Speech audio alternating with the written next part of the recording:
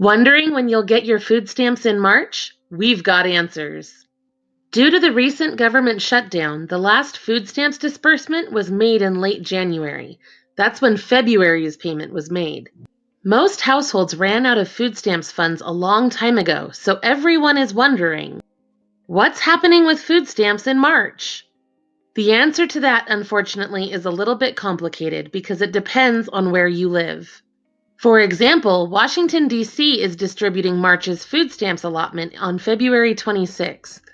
You'll receive food stamps on the 1st if you live in Alaska, California, Illinois, Kansas, Kentucky, Nebraska, Nevada, New Jersey, New Mexico, North Dakota, Oklahoma, Oregon, Rhode Island, Vermont, Virginia, West Virginia, or Wisconsin. Some states are dividing their March awards into 2 separate payments. One payment will be made close to the beginning of the month, and the rest will be made closer to the usual disbursement date. This is the case in Florida, Georgia, Indiana, and Ohio.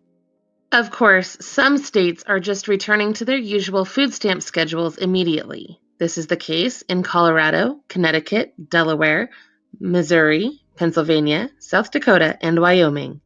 Didn't see your state listed here? Many states have chosen to disperse on random dates in March or in certain date ranges. For exact details on what your state's plan is for both March and April, visit lowincomerelief.com.